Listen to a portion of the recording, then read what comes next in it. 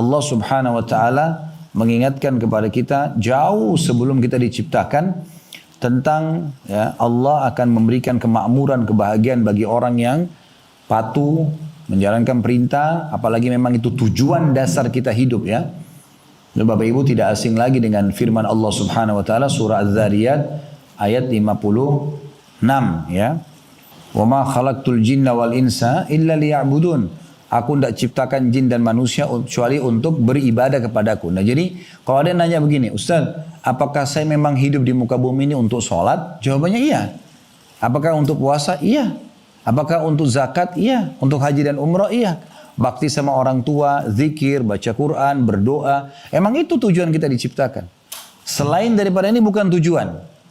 Berbuat dosa itu bukan tujuan. Itu pelanggaran. Ya.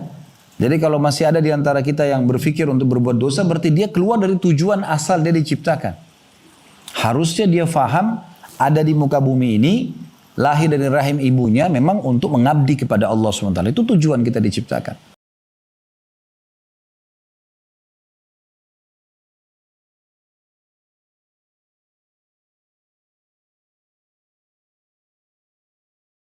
Assalamualaikum warahmatullahi wabarakatuh.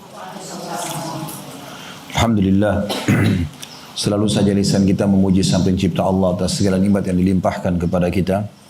Sebagai seorang muslim, kita sangat yakin bahwasanya Allah sebagai pencipta dan tiada Tuhan yang berhak disembah kecuali Dia, telah menjadikan kalimat Alhamdulillah sebagai kalimat penghubung antara kita dengannya, dan dengan kalimat ini tentu saja semua kebutuhan kita untuk roda kehidupan di muka bumi akan berjalan.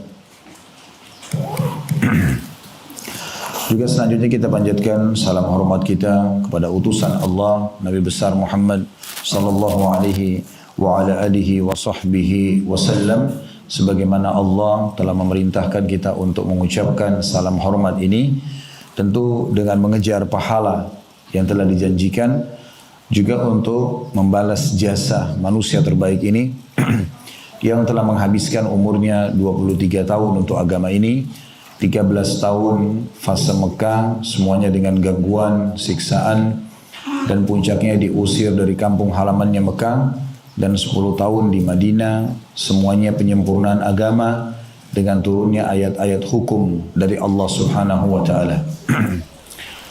Baik, ini pertemuan perdana kita offline setelah masa pandemi kemarin, yang alhamdulillah Allah sudah selesaikan masa pandemi itu. Dan dulunya kita sempat membahas bedah buku Imam Az-Zahabi rahimahullah, dosa-dosa besar. Sekarang kita pindah ke buku lain, yang kebetulan buku ini Allah amanahkan untuk bisa disusun melalui kami tentunya, dengan judul Bergegaslah Bertaubat Sebelum Terlambat. Ada satu bonus ya, ibu-ibu sekalian yang Allah Subhanahu wa taala berikan kepada setiap orang yang beriman. Bonus ini dipastikan akan menjadi penyebab daripada semua fasilitas yang Allah janjikan, dari kesehatan, kekuatan, keturunan, kebutuhan materi, semuanya tidak terkecuali akan terpenuhi. Kalau ada orang sedang menghadapi permasalahan apapun, permasalahan kecil sampai permasalahan yang besar, yang ringan ataupun yang rumit, juga akan mendapatkan jalan keluar, maka itu adalah bonus ini.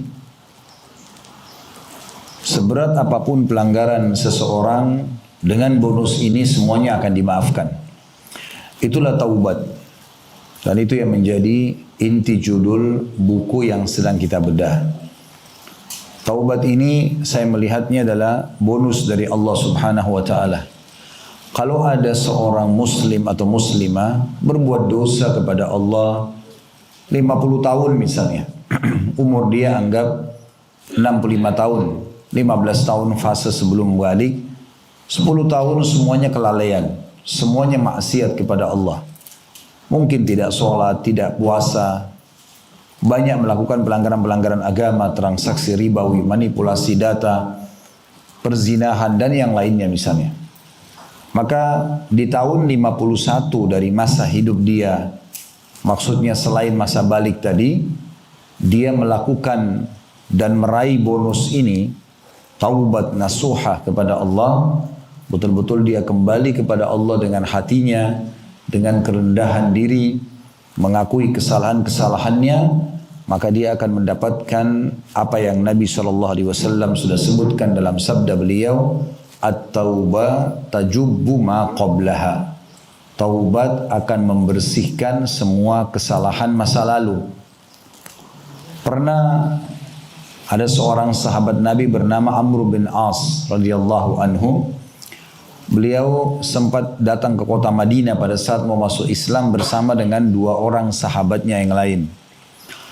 Waktu dua sahabatnya sudah masuk Islam, beliau sempat berkata kepada Nabi SAW, "Ya Rasulullah, wahai Muhammad," sebelum syahadat. Dia mengatakan, "Wahai Muhammad, ulurkanlah tanganmu." Maksudnya untuk salaman, kemudian dia mau syahadat. Namun pada saat Nabi SAW ulurkan dan Amr bin As memegang tangan Nabi, tiba-tiba dia menariknya. Amr bin As menarik tangannya. Kata Nabi SAW, "Kenapa hai Amr? Kenapa kau tiba-tiba menariknya?" Seakan-akan dia mau ingin menunda masuk Islamnya. Kata dia, "Saya punya syarat," kata Amr. Kata Nabi SAW, "Apa syaratmu?" Sebelum masuk Islam, dia mengatakan agar Allah memaafkan seluruh kesalahanku masa lalu. Karena Amr bin As tahu dia dulu pemusuh Islam, termasuk tokoh Mekah yang sangat memusuhi Nabi SAW dan Islam adalah Amr bin As. Dan dialah orang yang diutus oleh Quraisy untuk menuju ke Raja Najasyi di Ethiopia, menjemput sahabat-sahabat Nabi 83 orang yang sudah masuk Islam untuk dibawa pulang secara paksa ke Mekah dan untuk disiksa. Namun kuasa Allah Subhanahu wa taala, dia dapat hidayah di sana. Karena dia melihat Najasyi sendiri, Raja Ethiopia, masuk Islam di tangan Ja'far bin Abi Thalib. Maka dia pun ingin masuk Islam. Dia mengatakan, "Ya Rasulullah, hai Muhammad, syaratnya ada. Saya minta agar pada saat saya syahadat, semua dosa saya yang lalu dimaafkan." Maka Nabi SAW tersenyum sambil mengatakan, "Hai Amr, apa kau belum tahu kalau masuk Islam akan memaafkan semua kesalahan masa lalu? Kalau taubat membersihkan dosa-dosa masa lalu. Dan kalau hijrah ke jalan Allah, maka juga memaafkan dosa-dosa masa lalu." Jadi ini sebuah bonus Bapak Ibu sekalian yang Allah Subhanahu wa taala berikan kepada kita, tentu bukan untuk dijadikan sebagai bahan permainan. Setiap saat kita bisa bertobat, ya, sehingga sekarang sibuk dengan dosa dan dosa, bukan itu. Tapi yang kita maksudkan adalah bagaimana di saat seorang hamba memang ingin kembali kepada Tuhannya, Allah Subhanahu wa taala sangat gembira dengan taubat hambanya dan bisa menerima apapun ya, kesalahan hamba tersebut dan dimaafkan selama memang dia ingin kembali kepada Tuhannya. Nah, ini kurang lebih judul buku yang sedang kita bahas ya. Cuma tadi qadarullah saya pikir bukunya sudah tersiapkan. Nanti ke depannya insya Allah ibu-ibu akan pegang bukunya ya. Ya, bukunya lagi menuju ke sini, nanti insya Allah sebentar akan bisa dimiliki masing-masing ya. Nah, di awal buku ini ada bahasan kita tentang awal bahasannya, awal babnya, maksiat dan dampak buruknya. Nanti akan kita bahas masalah itu supaya setiap orang di antara kita lebih hati-hati lagi dalam melakukan pelanggaran-pelanggaran. Jadi ibaratnya sebenarnya seperti orang yang kerja di satu perusahaan, di saat dia mengikuti peraturan-peraturan perusahaan dengan baik, maka dia akan mendapatkan gaji dan bonus sesuai dengan kerja dia atau kinerja dia. Tapi di saat orang ugal-ugalan, malas bekerja, suka melakukan pelanggaran, maka dipastikan dia tidak akan mendapatkan maksimal hasilnya atau bahkan mungkin di PHK, dikeluarkan dari perusahaan tersebut. Nah, ini rasionalnya tentunya. Baik, di awal pembukaan kita, mungkin sambil menunggu bukunya datang, saya ingin Bapak Ibu atau Ibu-Ibu, terutama karena yang hadir banyak Ibu-Ibu, insya Allah, kita bisa melihat Allah Subhanahu wa Ta'ala menjanjikan di dalam surah Al-A'raf. Bisa dibuka di aplikasi Al-Quran di handphonenya ya. Masing-masing bisa buka surah Al-A'raf, surah nomor 7 ayat 96. Allah memastikan kalau penghuni negeri itu beriman kepada Allah, menjadi orang-orang yang soleh dan soleha, maka Allah akan berikan semua jenis kebahagiaan, semua jenis ketentraman jiwa. Saya akan bacakan sekali lagi surah Al-A'raf, surah nomor 7 ayat 96, bunyi ayatnya, walau anna ahlal qura amanu wattaqau lafatahna alaihim barakatin minas sama'i wal ardi walakin kadzabu fa'akhadnahum bima kanu yaksibun. Ya, sudah dibuka ya? Ayat 96. Perhatikan terjemahannya. Jikalau, kata Allah, jikalau sekiranya penduduk negeri-negeri beriman kepada Allah, yakin Allah sebagai Tuhan dan bertakwa. Makna takwa patuh ya. Jadi apa yang Allah perintahkan dikerjakan, wajib ataupun sunnah. Apa yang Allah larang, yang haram dan makruh ditinggalkan. Maka pastilah, perhatikan ini bukan saya ngarang-ngarang, ini firman Allah. Ada tertera dalam Al-Quran, surah Al-A'raf ayat 96 dan akan terus ditilawakan oleh orang beriman sampai hari kiamat nanti. Pastilah kami akan limpahkan ya, kepada mereka keberkahan dari langit dan bumi. Maksudnya kami akan cukupkan kebutuhan mereka dari langit dengan hujan yang bermanfaat buat tumbuh-tumbuhan, buat hewan mereka, buat kebutuhan mereka. Dan juga dari bumi keluar semua hasil-hasilnya. Bisa panen buah-buahan, sayuran, bisa mengambil, mengelola emasnya, nikelnya, dan segala macam hal ya, yang bisa diambil. Tetapi sayangnya kata Allah, mereka mendustakan atau meragukan ayat-ayat kami, maka kami pun siksa mereka disebabkan perbuatan mereka itu. Ya. Jadi ayat surah Al-A'raf 96 ini memberikan gambaran kepada kita, kalau beriman akan dibahagiakan, kalau berdosa maka akan dihukum. Seperti itu sederhananya. Semua permasalahan yang ibu rasakan ya, dalam kehidupan ini dari dosa. Semua kenikmatan itu justru dari kepatuhan. Itu tolok ukurnya. Jadi kalau satu waktu pernah duduk merasa sumpek, merasa sedih, kadang-kadang tanpa sebab, atau ada saja orang yang mengganggu kita, ada hal-hal yang kita dirasa tidak nyaman, yang paling pertama introspeksi diri, bagaimana hubungan kita dengan Allah. Yang datang ke depan kita ini yang mengganggu kita, yang seakan-akan mereka ini adalah penjahat dan seterusnya, ini cuman sebab saja yang Allah datangkan. Allah bisa tidak datangkan mereka. Tetapi karena pelanggaran dosa yang kita lakukan, Allah datangkan orang-orang ini sebagai ujian. Makanya sebagian salafus saleh itu mereka peka sekali.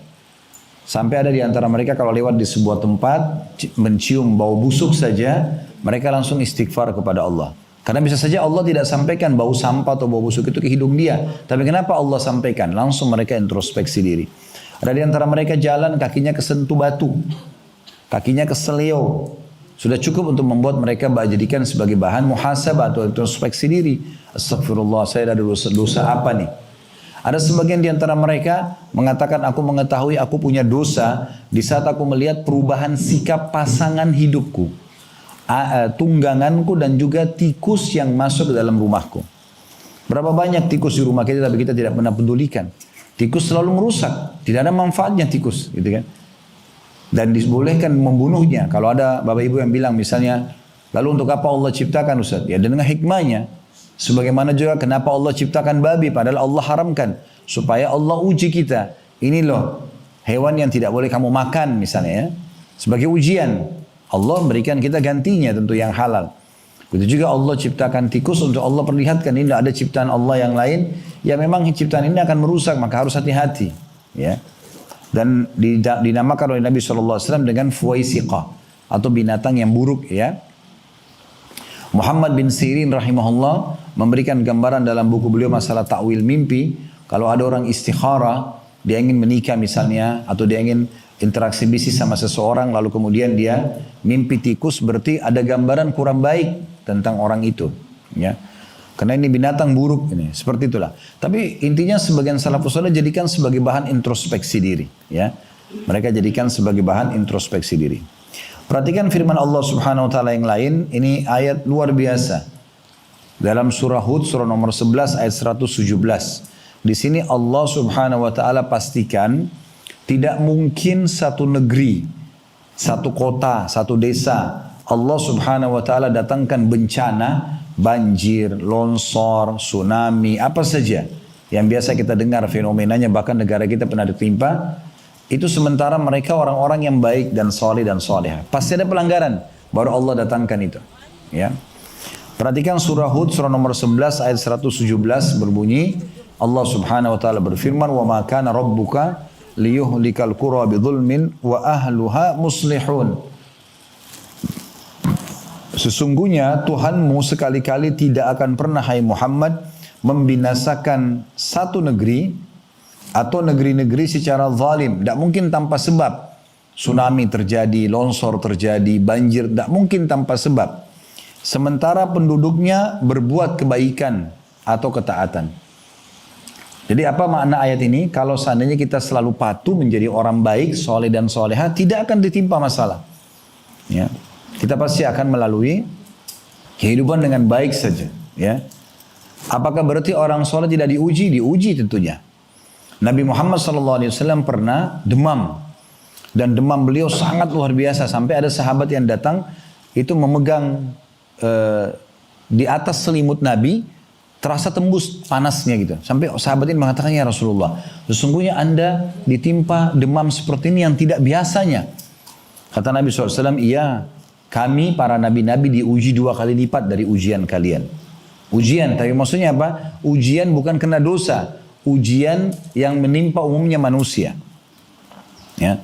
Kalau untuk orang-orang beriman biasanya untuk peninggian derajat kayak demam, penyakit secara umum lah, flu, ya. Itu ada menimpa orang-orang beriman. Tapi dia sifatnya semua orang kena. Bukan kena dosanya. Kan itu. Maka kalau orang-orang beriman biasanya dilipat gandakan ujiannya. Mungkin orang biasa demam cuma 3 hari, dia 1 minggu misalnya. Lalu sahabat ini mengatakannya, Rasulullah, apakah itu berarti Anda dapat 2 kali lipat juga pahala? Kata Nabi SAW, iya, kami akan mendapatkan 2 kali lipat pahala itu. Lalu sahabat ini bertanya lagi, ya Rasulullah, siapa orang yang paling berat ujiannya? Yang umum menimpa orang, semua orang kena sebagai bentuk ujian dari Allah. Tadi saya kasih contoh misalnya demam, flu, ya. Maka kata beliau, para nabi-nabi. Lalu datang orang-orang yang mendekati iman para nabi-nabi tersebut. Tapi ini bukan berarti orang-orang beriman dan para nabi dihukum karena dosa mereka, bukan. Karena orang beriman tidak mau buat dosa, tapi kalau datang ujian, ujian ini justru akan meninggikan derajat dia di surga. Ada derajat-derajat di surga yang kita tidak bisa jangkau kecuali dengan sholat malam 100 tahun, puasa sunnah 100 tahun misalnya, ya, sedekah 100 tahun. Tapi umur kita hanya 70 atau 80 tahun. Allah mau kita mencapai derajat itu. Bagaimana caranya? Allah datangkan ujiannya. Ya, ada orang kena penyakit, dia harus minum obat. Sudah 10 tahun berjalan minum obat. Itu ujiannya. Supaya dia sampai derajat itu. Tapi tolok ukurnya, kata Nabi SAW, Allah tidak akan menguji seorang hamba di atas daripada kemampuannya. Jadi nggak mungkin Allah datangkan ujian kepada seorang hamba di atas daripada kemampuan dia. Baik, kita akan lanjutkan bahasan ayat kita. Ya. Dalam surah Al-Qasas, ya. Surah nomor 28 ayat 59. Surah nomor 28 ayat 59. Perhatikan mirip dengan tadi Hud ayat 117. Sekali lagi Al-Qasas surah nomor 28 ayat 59 bunyinya, "Wa ma kana rabbuka muhlikal qura hatta yab'atsa fi ummiha rasulan yatlu 'alaihim ayatina wa ma kunna muhlikil qura illa wa ahluha zalimin."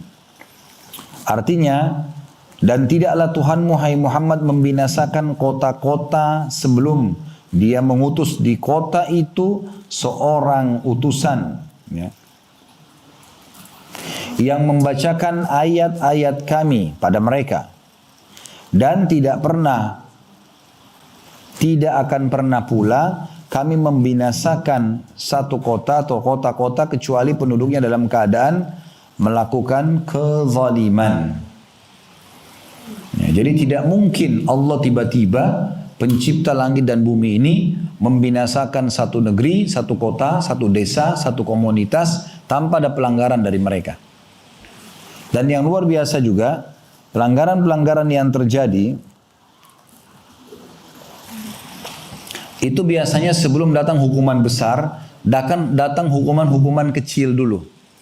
Contoh misalnya, kalau seseorang mau mencuri, biasanya ada peringatan-peringatan dari Allah tuh. Dia rasa takut dulu. Semua dosa biasanya dimulai dengan rasa takut dulu. Nah kalau dia engah, saya takut nanti ketahuan, nanti Allah hukum, nanti saya dipermalukan dan seterusnya, maka dia akan berhenti. Kalau dia berhenti selesai. Tapi kalau enggak datang, dia tetap nggak apa-apa lah, tetap dilakukan sama dia, tetap dia mencuri misalnya. Biasanya kalau datangkan peringatan lain, ada teman yang lihat, ada teman yang nasihatin, tetap juga nggak mau dengar. Nah, terus saja begitu peringatan demi peringatan sampai akhirnya Allah datangkan hukuman yang besar yang memberhentikan dia dari kesalahannya tersebut. Dan perlu kita tahu ya, hukuman yang datang kepada seseorang dari Allah Subhanahu wa taala, walaupun berat itu di mata orang tersebut, sebenarnya kebaikan buat dia. Misal ada orang mencuri, sudah peringatan, rasa takut, ketahuan temannya, kemudian dipecat dari kantornya. Ada orang kan tetap pindah perusahaan, menipu lagi di sana, mencuri lagi. Nah ini semua terus terulang, akhirnya sampai satu waktu Allah permalukan yang besar sekali, ketangkap, dipublish di publik misalnya, dan seterusnya, sampai akhirnya dengan begitu dia berhenti. Sebenarnya di kacamata manusia dia sedang dipermalukan. Tapi sebenarnya di sisi Allah Subhanahu wa taala itu bentuk kasih sayang. Karena kalau tidak dibongkar pada saat itu, dia akan terus dengan kesalahannya. Ada orang dengan peringatan lisan mau berhenti, ada orang tidak, nggak mau berhenti. Terus saja sampai nanti peringatan besar datang padanya, baru dia mau berhenti. Nah, jadi ini cara memahami cobaan-cobaan Allah Subhanahu wa taala. Kemudian teman-teman sekalian, kita juga bisa membaca surah Al-An'am, surah nomor 6 ayat 131. Saya bacakan, "Dzalika allam yakun rabbuka muhlikal qura bidzulmin wa ahluha ghafilun." Ketahuilah hai Muhammad, bahwasanya Tuhanmu tidak akan pernah membinasakan sebuah negeri ya secara zalim sedangkan penduduknya masih dalam keadaan lengah atau tidak tahu. Ya, jadi Allah Subhanahu wa taala sebelum mendatangkan hukuman besar pasti datangkan peringatan-peringatan. Mungkin ibu dan bapak pernah lewati dalam hidupnya ada waktu pelanggaran yang terjadi, seringkali peringatan sampai kepada kita. Kadang-kadang dari orang terdekat, mungkin yang punya anak, kadang-kadang dari anaknya gitu, ya, yang ngomong, ibu jangan, ibu kok begini. Tapi kadang-kadang ada orang yang tidak mau peduli, kamu anak kecil ngerti apa? Padahal sebenarnya itu peringatan dari Allah melalui lisan anak tersebut. Dia tidak tahu. Saya pernah, subhanallah, satu waktu pernah siang hari lagi istirahat di rumah. Terus kemudian niat memang mau bangun sholat asar.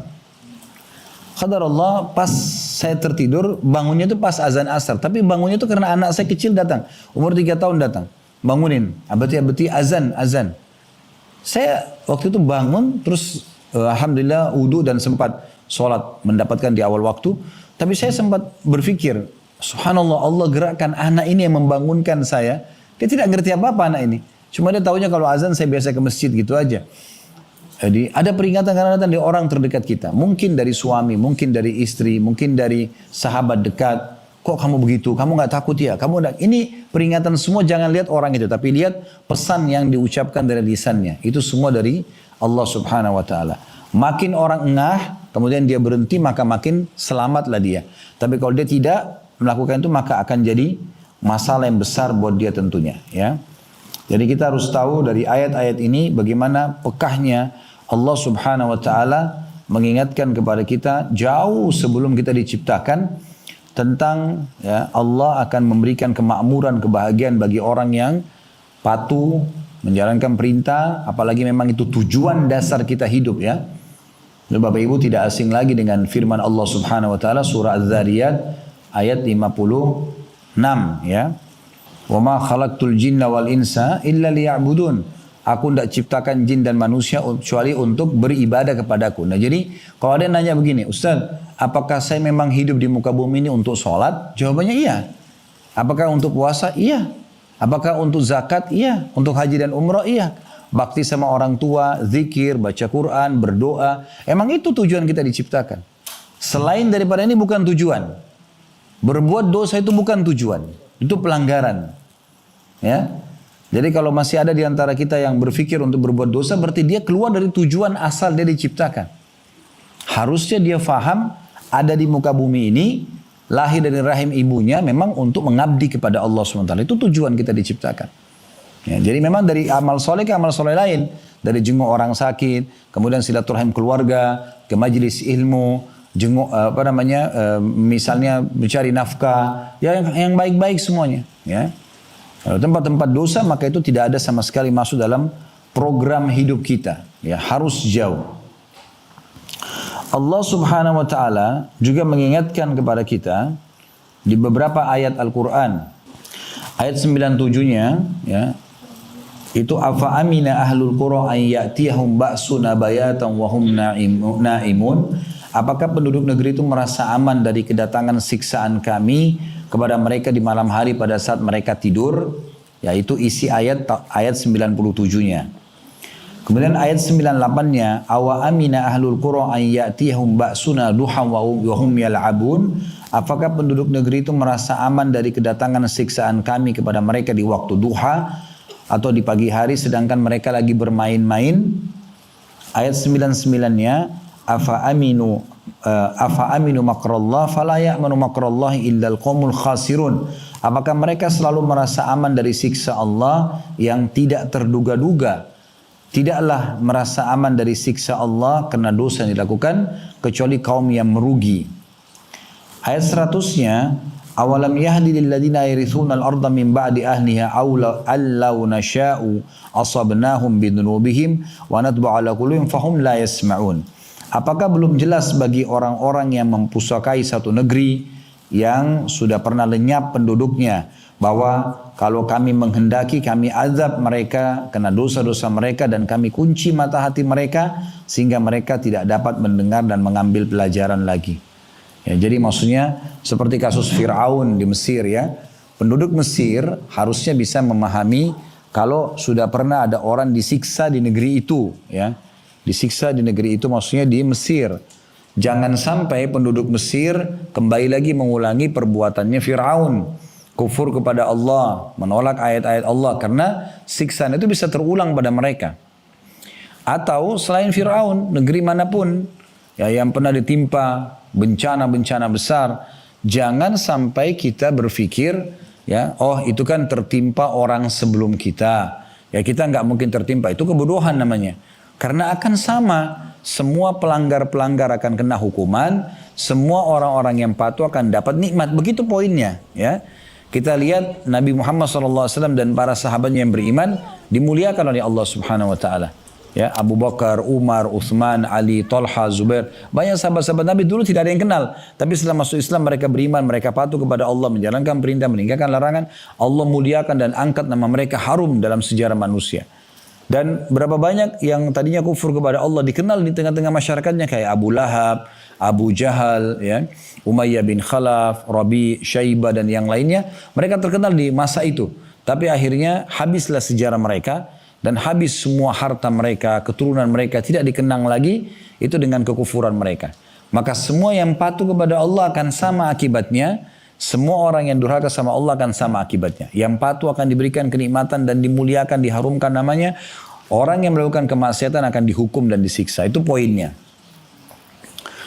Baik teman-teman sekalian. Allah Subhanahu Wa Taala datangkan banyak peringatan. Itu memang untuk menakut-nakuti kita. Jadi kalau ada perasaan takut setelah berbuat dosa. Itu memang tanda-tanda dari Allah.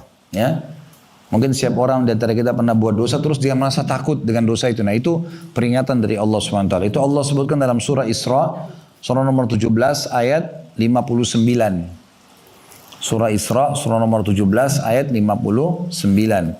Yang bunyinya, وَمَا نُرْسِلُ بِالْآيَاتِ إِلَّا تَخْوِيفًا.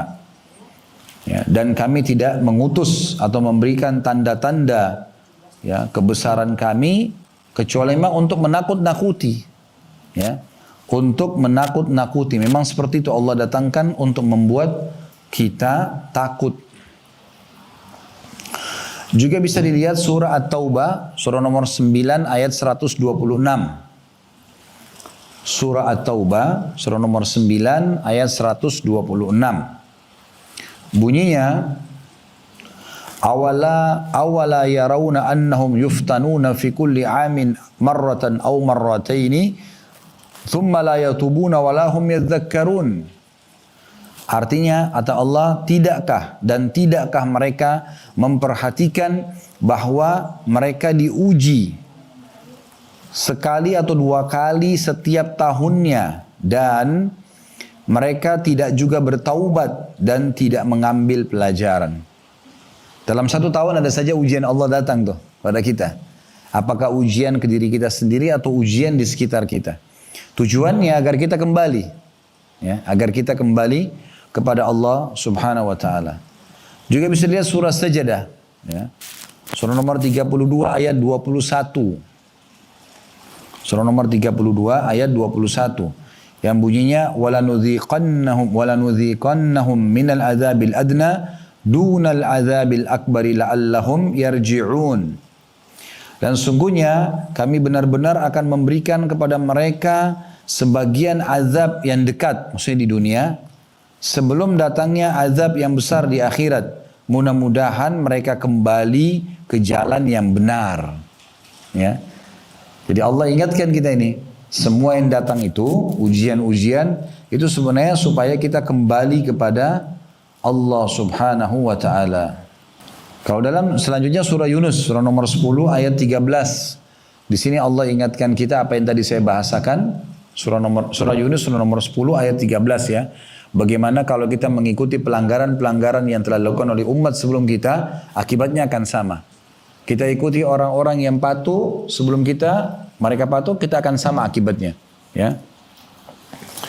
Allah berfirman dalam surah Yunus surah nomor 10 ayat 13, "Walaqad ahlaknal quruna min qablikum lamma zalamu wa ja'atuhum rusuluhum bil bayyinati wa ma kanu liyu'minu kadzalika najzil qaumal mujrimin." Artinya, dan sesungguhnya kami telah membinasakan umat-umat sebelum kamu ketika mereka berbuat kezaliman. Dosa maksudnya. Padahal rasul-rasul mereka, kalau di masa kita kan Nabi Muhammad SAW, tapi beliau sudah meninggal. Penyambung lidah Nabi adalah para ulama dan para da'i. Ya, kami ini hanya bisa mengingatkan Bapak Ibu dengan mikrofon seperti ini, hadir di pengajian, live di medsos di masa kita sekarang.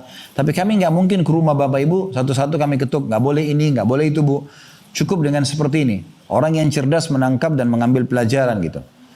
Ya.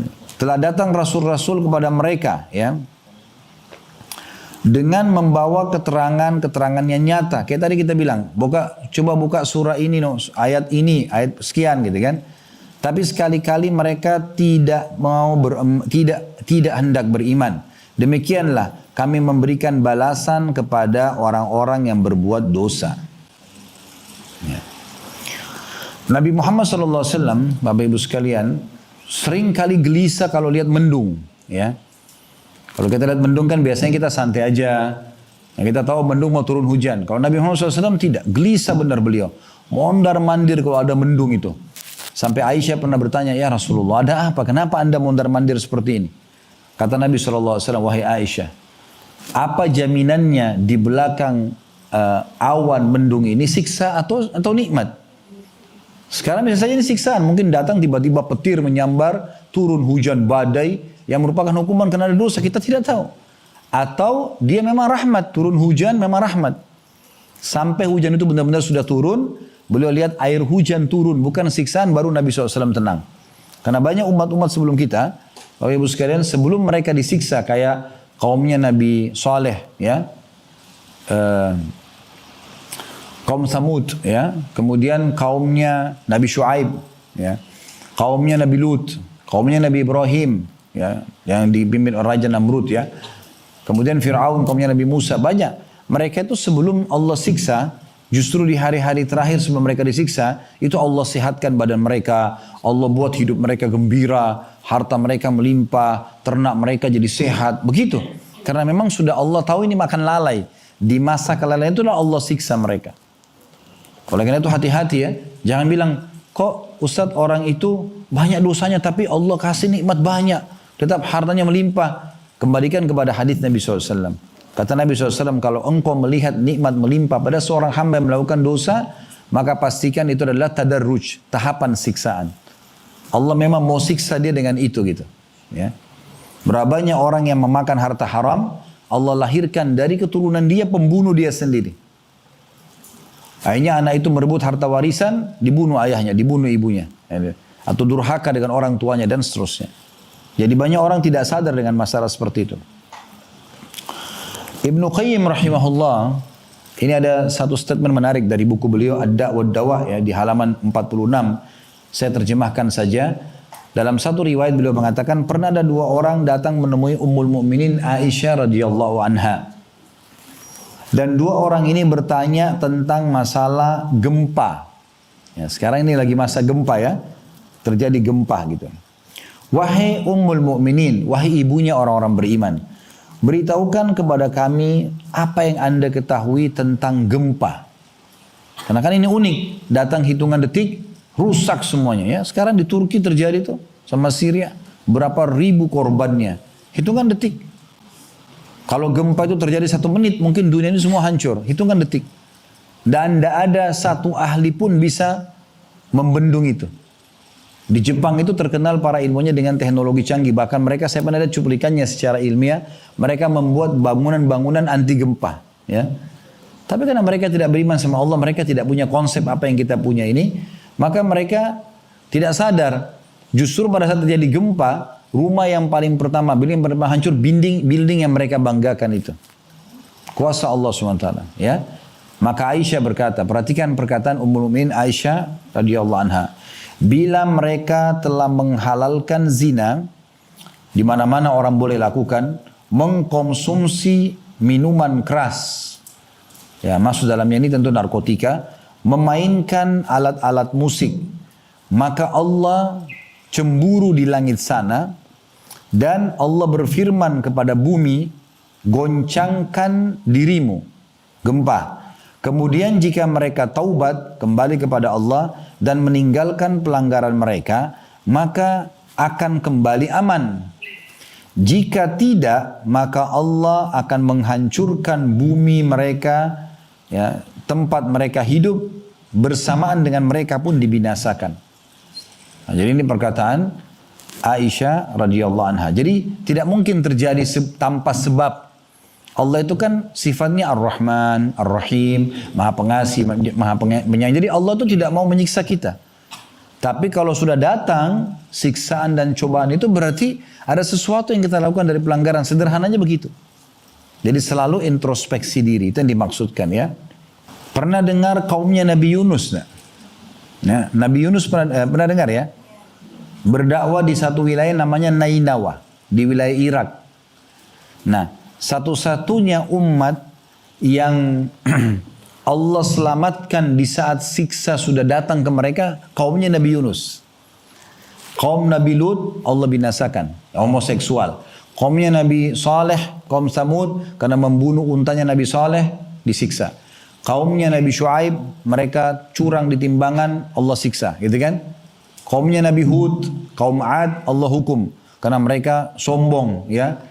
Membuat kerusakan di muka bumi. Nah, semua itu Allah binasakan. Ada satu kaum juga, siksanya Allah sempat datang udah. Sebagian datang, tapi mereka taubat dan akhirnya Allah hilangkan tuh siksaan. Itu kaumnya Nabi Yunus. Jadi waktu datang Nabi Yunus AS ke situ, kebetulan Nabi Yunus bukan dari negeri Nenawa, dari negeri lain. Tapi beliau datang ke situ lalu beliau mendakwahi penduduk Nainawa, karena mereka lagi sembah berhala segala macam, tapi mereka tidak mau dengar, dinasihatin nggak mau dengar. Nah, salah satu hal yang perlu difahami Bapak Ibu sekalian, kalau Allah mengutus seorang nabi, nabi itu tidak boleh meninggalkan lokasi dakwah sampai datang perintah meninggalkannya. Walaupun harus dibunuh. Pernah dengar kisah Nabi Zakaria, Nabi Yahya, ya? Nabi Yahya itu kan dibunuh oleh kaumnya ya. Karena perintah Allah disuruh berdakwah sampai mati di situ. Nah, Nabi Yunus Rupanya dia melihat penduduk Nainawa nggak mau dengar kebaikan. Nabi Yunus ambil inisiatif. Udah kalau kalian tidak mau dengar, hati-hati loh, saya sudah ingatkan ya. Nanti siksa Allah datang. Lalu dia minta petunjuk sama Allah, ya Allah berikan saya lokasi lain yang orang mau beriman. Belum datang perintah Allah, Nabi Yunus sudah pergi. Inisiatif dari beliau, pergi. Akhirnya Allah hukum Nabi Yunus. Tahu kisahnya kan, ditelan oleh ikan paus gitu kan. Beliau naik kapal, terus kemudian beliau di tengah lautan tuh kapalnya dihantam dengan ombak. Kapten kapalnya suruh buang semua barang-barang dari kapal, ternyata masih nggak bisa juga. Takutnya tenggelam kapal ini, masih berat. Maka harus ada salah satu yang berkorban, loncat di laut. Nah pada saat mereka ngundi nama Nabi Yunus yang keluar. Di kapal itu ada yang tahu dia. Mengatakan ini Nabi Allah, nggak mungkin dia. Karena setiap diundi namanya yang keluar. Coba ganti lagi, ulangi lagi undinya. Kalau salah satu di antara kita keluar harus berkorban. Nah yang kedua tetap nama Nabi Yunus. Yang ketiga tetap Nabi Yunus. Nabi Yunus akhirnya sadar dan mengatakan, mungkin ini peringatan dari Allah. Saya tinggalkan lokasi dakwah sebelum datang perintah. Maka beliau loncat, begitu loncat ditelan oleh ikan. Nah di dalam perut ikan, kata Allah SWT dalam Al-Quran, kalau bukan dia termasuk orang yang suka bertasbih, banyak bertasbih, maka dia akan tinggal di perut ikan itu sampai hari kiamat. Allah hukum. Tapi kalau dia bertasbih, zikirnya masyhur, la ilaha illa anta, subhanaka inni kuntu minadh dhalimin. Sampai dijadikan doa ini, zikir ini kata Nabi SAW, siapa yang membaca doa ini sebelum berdoa, ya, zikir ini sebelum berdoa, doanya akan diijabah. La ilaha illa anta subhanaka inni kuntu minadh dhalimin. Itu terus diulangi. Tidak ada Tuhan yang berhak disembah kecuali Engkau, aku termasuk orang zalim. Dia akuin dosanya. Sampai Allah muntahkan kembali dari mulut ikan paus. Nah, ini Nabi Yunus. Kaumnya waktu Nabi Yunus pergi, Allah datangkan hukuman. Gelap langit, kemudian turun hujan, dari bumi juga sudah mulai keluar air. Masyarakat negeri Nainawa mulai berantakan, mereka ketakutan melihat itu. Lalu kepala suku mereka atau raja mereka itu sadar. Tiba-tiba dia mengatakan, sebentar, dengarkan saya. Dia naik di atas satu rumah yang besar, dia naik ke atas lalu dia mengatakan, dengarkan saya. Tidak ada untungnya kalian melarikan diri sekarang. Ini kalian langit semuanya gelap. Bumi semua sudah keluar air. Ini nggak mungkin. Ini kayaknya siksa yang diancam oleh Nabi Yunus. Sekarang kita coba beriman kepada Tuhannya Nabi Yunus. Ayo semuanya sujud menyatakan iman kepada Allah. Di saat itu semuanya sujud mengatakan iman kepada Allah. Uniknya berhenti, mendung itu hilang, air hujannya berhenti, air yang muncul juga dari bumi tenggelam kembali. Maka Allah selamatkan mereka. Nah ini bayangkan ya, siksa sudah mulai datang, masih bisa selamat, tapi syaratnya taubat, kembali kepada Allah Subhanahu Wa Taala. Nah itu yang Allah gambarkan dalam Al-Quran. Bisa dilihat di surah Yunus, surah nomor 10 ayat 98. Ya. Ayat 98 itu menggambarkan tadi. Kata Allah Subhanahu wa taala, "Falaula kanat qaryatun amanat fanafa imanuha illa qauma Yunus lamma amanu ya fatahna atau kashafna anhum adzabal khizyi fil hayatid dunya wa matta'nahum ila hin." Ya. Kata Allah SWT, dan mengapa tidak ada penduduk satu kota atau negeri yang beriman, lalu imannya itu bermanfaat untuk mereka selain kaum Yunus. Ya. Kata Allah, tak kala mereka kaum Yunus itu beriman, kami ya, angkat atau kami hilangkan azab yang menghinakan dari mereka di kehidupan dunia, dan kami berikan kesenangan kepada mereka sampai waktu ajal mereka datang. Nah, jadi ini kisah tentang kaum Nabi Yunus. At-Tabari rahimahullah mengatakan dalam tafsir beliau di jilid 17 halaman 478 bahwa pernah terjadi gempa di Kufah. Tahu Kufah bu ya? Bapak Ibu sekalian, itu Kufah salah satu kota di Irak. Pernah Abdullah bin Mas'ud, sahabat Nabi, pernah tinggal di sana, dan pernah terjadi pada saat itu ya gempa di sana. Maka beliau berkata, wahai sekalian manusia, sesungguhnya Allah menginginkan kalian segera taubat kepadanya. Maka segeralah kembali kepadanya. Dengan gempa ini segera kembali kepada Allah. Artinya kalau tidak, akan datang gempa-gempa susulan lainnya. Nah seperti itu. Begitu juga disebutkan, dinukil oleh Ibnul Jauzi dalam buku beliau namanya Zadul Masir fi Ilmu Tafsir, ya. Di halaman 486 bahwasanya Abdullah bin Zubair radhiyallahu anhu, sahabat Nabi yang lain. Tadi kan Abdullah bin Mas'ud, ini Abdullah bin Zubair. Setiap kali mendengarkan suara guntur. Nah, kita kalau musim hujan begini kan sering suara guntur, ya. Setiap kali dia dengar guntur, dia selalu mengatakan, innahu wa'idun syadidun li ahlil ard. Ketahuilah ini benar-benar peringatan yang sangat tegas untuk semua penduduk bumi. Maksudnya, kalau orang tidak segera sadar, ini bahaya nih. Menggelegar sekarang di langit, tapi bisa saja menjadi sesuatu yang bermasalah bagi penduduk bumi kalau mereka tidak mau sadar, ya. Kalau ada orang datang peringatan kepada dia, lalu dia segera taubat, maka itu luar biasa, ya. Allah Subhanahu wa taala betul-betul memudahkan dia untuk selamat dari siksa itu, ya. Perhatikan itu Allah gambarkan di dalam Al-Qur'an juga, ya. Nah, ini juga subhanallah, saya coba cek di tulisan, saya mungkin kena buru-buru nggak sempat tulis surahnya, ya. Tapi ini ada di ayat 43. Allah mengatakan falaula idja'ahum ba'suna tadarra'u walakin kasat qulubuhum wa zayyana lahumus syaitanu ma kanu ya'malun. Maka mengapa mereka tidak memohon kepada Allah dan tunduk merendahkan diri kepadanya ketika datang siksaan kepada mereka. Bahkan hati mereka menjadi lebih keras, ya, dan syaitan pun menghiasi perbuatan mereka dan membaguskan perbuatan mereka itu atau apa yang selalu mereka kerjakan. Falamma nasu ma dzukkiru bi fatahna 'alaihim abwaaba kulli syai'in hatta idza farihu bima utu akhadnahum baghtatan fa idahum mublisun. Maka tak kala mereka melupakan peringatan, ya, yang telah kami datangkan atau yang telah sampai kepada mereka, diberikan kepada mereka, kami pun akhirnya membukakan semua pintu-pintu kesenangan, ya, untuk mereka sehingga apabila mereka telah lalai, maka tiba-tiba adab kami datang kepada mereka sekonyong-konyong, dan ketika itu pula mereka berputus asa. Ayat selanjutnya, faquti adaburul qaumil ladzina zalamu walhamdulillahi rabbil alamin.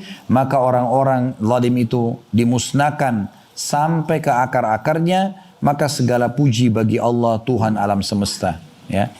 Selanjutnya ada surah Ar-Rum, surah nomor 30 ayat 41. Allah memastikan di dalam ayat ini, Ar-Rum surah nomor 30 ayat 41, kalau apapun yang terjadi dari kerusakan-kerusakan itu memang kena pelanggaran manusia, ya. Allah berfirman, "Dhahara al-fasadu fil barri wal bahri bima kasabat aydin nasi liyudhiqahum ba'da alladhi amilu la'allahum yarji'un." Telah nampak kerusakan di darat dan di bumi, ya, disebabkan karena perbuatan tangan manusia. Akhirnya Allah merasakan kepada mereka sebagian akibat perbuatan mereka agar mereka kembali ke jalan yang benar, ya. Jadi semua itu peringatan-peringatan dari Allah Subhanahu wa taala. Ali bin Abi Thalib berkata, yang aneh adalah orang binasa padahal bersamanya keselamatan atau keselamatan bersamanya. Lalu orang-orang bertanya, apa yang Anda maksudkan, ya? Orang bisa terkena gempa, banjir, penyakit kronis, ya, kemiskinan, kesusahan hidup, gitu kan. Padahal keselamatan bersamanya. Maka orang bertanya, apa yang Anda maksudkan? Keselamatan apa? Bagaimana caranya orang kalau kena penyakit kronis mudah sembuh? Bagaimana orang kalau kena gempa, banjir, ya, kemudian kemiskinan, kesusahan hidup? Bagaimana caranya supaya dia bisa keluar? Kata Ali bin Abi Thalib, istighfar. Ya. Memohon maaf kepada Allah Subhanahu wa taala. Itu aja sebenarnya kuncinya. Berarti sumber semua permasalahan kita adalah dosa, pelanggaran. Dan caranya taubat, kan gitu. Qatada berkata rahimahullah, sungguh Al-Quran menunjukkan kepada kalian penyakit dan sumber permasalahan. Berikut obatnya. Penyakit karena adalah dosa dan obatnya adalah istighfar. Disebutkan dalam tafsir Ibnu Katsir di jilid 7 halaman 2319 ya. Jadi perkataan Qatadah ini luar biasa gitu. Bagaimana memberikan kesimpulan kepada kita bahwasanya sumber permasalahan banyak manusia adalah dosanya gitu. Cuma kadang-kadang manusia tidak mau menyadari masalah itu ya. Baik, nanti kalau bukunya sudah datang bisa dibuka nanti dibaca di rumah ya. Kita masih di halaman-halaman pertama di sini ya. Saya akan bacakan dulu inti bahasan kita di 2 lembar kurang lebih pertama ya, di halaman 1 sampai di halaman 3 ya di buku kita ini. Tentang masalah dampak atau maksiat dan dampak buruknya. Saya katakan di buku ini, karena kebetulan Allah amanahkan kami yang menyusunnya, maksiat kepada Allah ya, memiliki dampak yang sangat buruk ya, bagi pelakunya. Bumi yang baik, kemudian rumah yang mewah, kendaraan yang berkelas, jabatan yang tinggi, semua akan terasa hampa bagi pelaku kemaksiatan.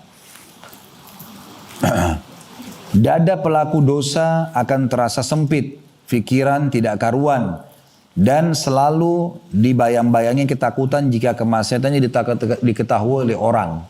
Nah ini awal paragraf yang kami susun ya. Dari orang subhanallah yang buat maksiat itu, mau semewah apapun fasilitas yang dia milikin, tetap aja pikirannya tidak karu-karuan, hatinya nggak tenang, gitu kan? Karena dia ketakutan dengan dosa itu, dan Allah memang datangkan itu peringatan tadi, rasa takut itu supaya dia kembali kepada Tuhannya. Syukurlah kalau orang dulu di majelis ilmu seperti ini jadi tahu ya. Tapi banyak orang tidak tahu masalah itu. Mereka malah ke diskotik lagi, mereka tambah mabuk lagi, mereka tambah buat dosa lagi, akhirnya tambah kacau. Sebaliknya saya bilang di paragraf kedua, orang yang beriman dan bertakwa, patuh kepada Allah, mengerjakan perintah, meninggalkan larangan, ya, itu dadanya akan lapang dan hidupnya akan tenang. Walaupun memiliki rumah yang sempit, kendaraan yang sederhana, bahkan tidak memiliki kendaraan pun, dan hidup miskin, dia selalu bernafas dengan lega, tanpa khawatir, ya, tanpa khawatir murka Allah datang, karena memang jauh dari perbuatan dosa. Jadi kalau ada orang mungkin miskin, susah hidupnya diganggang, tapi tenang, tentram, azan ke masjid, hidupnya pas-pasan, mungkin cuma satu piring makan berdua sama istri atau sama suaminya, anak-anaknya mungkin sekolah, ya ada yang juga tidak sekolah, tapi hidupnya tentram, karena memang jauh dari dosa itu. Demikian fitrah manusia, saya bilang ya, akan merasa tenang dengan ketaatan dan gelisah dengan kedurhakaan atau maksiat. Dosa dan maksiat akan mendatangkan ya, efek buruk. Ya. Akan mendatangkan titik hitam dalam hati manusia. Ibarat sebuah kerajaan, hati adalah raja dalam tubuh manusia. Sedangkan bagian tubuh yang lain adalah tentaranya. Jika hati itu baik, maka akan memerintahkan kepada yang baik. Jika dia buruk, maka akan diperintahkan dengan buruk. Jadi kalau kita buat dosa, nanti kita bacakan hadisnya sebentar, hati kita itu kayak ada titik hitamnya. Kapan kita buat lagi, titik hitam lagi. Terus begitu, sampai bisa hatinya akan sangat kelam, rusak. Jadi peringatan apapun datang tidak tersentuh lagi dia. Ada juga orang yang kalau berbuat amal soleh, dia akan dititik, sebaliknya kalau orang berbuat amal soleh, hatinya akan dititikin dengan cahaya putih. Kalau dia berbuat amal soleh lagi, cahaya putih lagi, sampai hatinya terang benderang, bahkan bisa menerangi orang lain gitu. Nah jadi hati itu terpengaruh sekali dengan ketaatan dan kemaksiatan. Nah diibaratkan hati seperti raja ya. Kata Nabi SAW, wa inna fil jasadi mudgha, idha salahat salahal jasadu kullu, wa idha fasadat fasadal jasadu kullu, ala wahiyal qalb. Ketahuilah pada setiap tubuh ada segumpal darah, ya, yang apabila baik maka baiklah tubuh tersebut, dan apabila rusak maka rusaklah tubuh tersebut. Ketahuilah dia adalah hati. Sementara hadis tentang masalah titik hitam yang akan menggelapkan hati manusia, bahkan mengeraskan lebih keras daripada batu, adalah sabda Nabi SAW, Innal abda idza akhta khati'atan nukitat fi qalbihi nuqtatun sauda. Kalau seorang hamba berbuat dosa, maka Allah akan torehkan atau letakkan dalam hatinya satu noda hitam. Fa idza huwa naza'a wastaghfara wa taba suqila qalbu. Kalau dia segera beristighfar dan bertaubat, maka noda itu akan diangkat dari hatinya. Wa in 'ada zida fi hatta ta'lu wa qalbah. Tapi kalau dia kembali berbuat dosa lagi, maka noda-noda itu akan semakin bertambah hingga menghitamkan semua hatinya. Wa huwa ar-ran alladzi dzakarallahu kalla barrana ala qulubi ma kanu yaksibun. Dan itulah yang dimaksud dalam firman Allah Subhanahu wa taala, sekali-kali tidak demikian, sebenarnya apa yang mereka lakukan dari dosa-dosa itu telah menutupi hati mereka. Penjelasan dari surah Al-Mutaffifin, surah nomor 83 ayat 4. Jadi kalau seseorang terus-menerus mengulangi dosa-dosanya, titik hitam di hatinya akan terus bertambah hingga mengubahnya menjadi hitam, kelam dan keras. Sampai peringatan apapun tidak akan menyentuh dia. Nah, jadi begini, ada orang kadang-kadang dia hanya sekedar melihat ada atau mendengar informasi tentang ada orang meninggal dunia, sudah cukup membuat dia takut. Ya. Takutnya itu jangan sampai dia juga meninggal tapi amalnya masih sedikit. Atau masih ada dosa yang belum diampuni. Itu sudah luar biasa, itu tanda keimanan ya.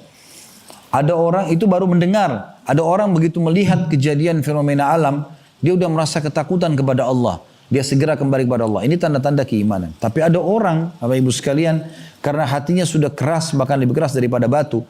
Mungkin dia naik mobil berdua sama temannya, tabrakan, temannya mati, kepalanya pecah, dia selamat, dia masih tidak ambil pelajaran. Dia cuma menceritakan, oh teman saya tabrakan kepalanya pecah, saya enggak apa-apa. Nah, cuma sebatas itu.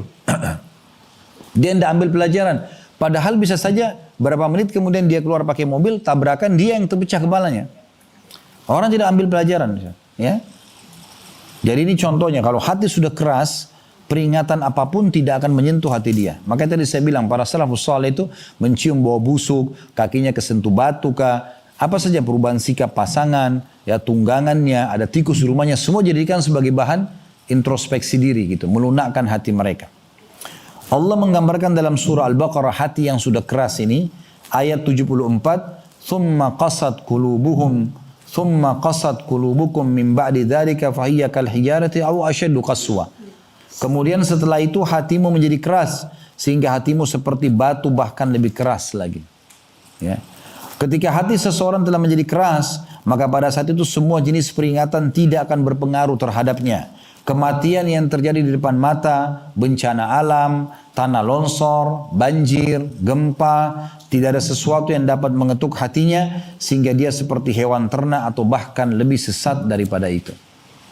Nah ini yang na'udzubillah, kalau ada orang yang tidak merasakan apa-apa dari kebaikan-kebaikan Allah Subhanahu wa taala, tidak peka untuk mensyukuri nikmat Allah, tidak peka untuk segera kembali meninggalkan dosa kepada Allah, maka dia akan kena seperti apa yang telah mengena orang-orang yang melanggar sebelum mereka atau sebelum dia gitu. Baik teman-teman sekalian, mohon maaf kami ada acara lagi di Blok M. Ini persiapan untuk maghrib insyaAllah. Semoga apa yang kita bahas hari ini bermanfaat buat kita. Kalau ada benar dari Allah, kalau ada salah dari saya mohon dimaafkan. Subhanakallahumma bihamdika asyhadu an la ilaha illa anta astaghfiruka wa atubu ilaik. Wassalamualaikum warahmatullahi wabarakatuh.